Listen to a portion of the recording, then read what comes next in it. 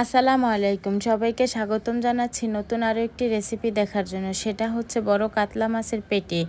এই খাবারটি অনেকেরই পছন্দ, আবার অনেকে পছন্দ করেন না। যারা পছন্দ করেন আশা করি আজকের রেসিপিটি ভালো লাগবে।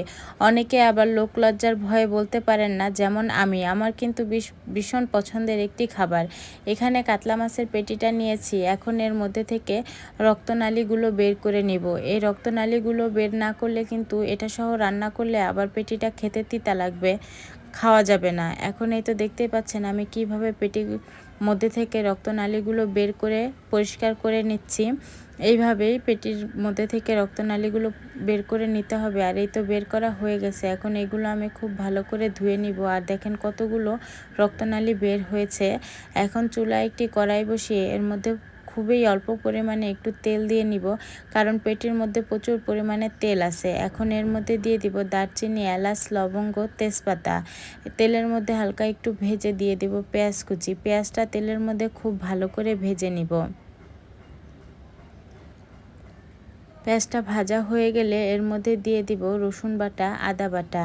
রসুন বাটা আর আদা বাটাটা পেঁয়াজের সাথে ভালো করে একটু ভেজে নিব, যাতে এর কাঁচা গন্ধটা চলে যায়। তারপরে দিয়ে দিব জিরার গুঁড়া, ধনিয়ার গুঁড়া, হলুদের গুঁড়া, মরিচের গুঁড়া, পরিমাণ মতো লবণ আর একটু পানি দিয়ে মশলাটা খুব ভালো করে কষিয়ে নেব বেশ কিছুক্ষণ। আর এই তো মশলাটা কষানো হয়ে গেছে। এখন এর মধ্যে আগে থেকে ধুয়ে রাখা মাছের পেটিগুলো দিয়ে দিব। মশলার মধ্যে দিয়ে খুব ভালো করে পেটির সাথে মিশিয়ে নেব।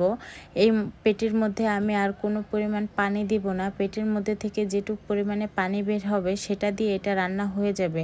আর এটার মধ্যে প্রচুর পরিমাণে তেল আছে পেটির সাথে, তাই আর এখানে পানি ব্যবহার করব না। এই তেলের মধ্যে ভেজে ভেজে পেটিটা রান্না করে নিব। এখন এইভাবেই দেখেন মশলার সাথে খুব ভালো করে বেশ কিছুক্ষণ রান্না করে নিব। আর পেটির মধ্যে থেকে প্রচুর পরিমাণে পানিও বের হয়েছে। এইভাবে রান্না করতে থাকবো।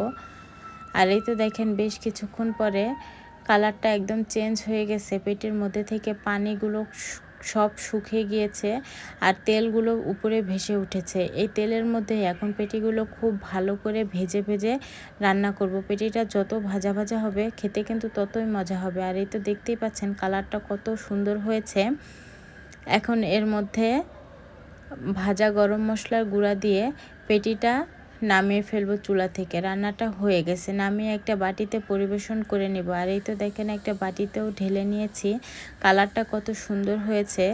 এই খাবারটি যারা পছন্দ করেন আশা করি আজকের রেসিপিটি তাদের খুব ভালো লেগেছে। ভালো লাগলে অবশ্যই লাইক, কমেন্ট, শেয়ার করে আমার পাশে থাকবেন। ভালো থাকবেন সবাই। আল্লাহ হাফেজ।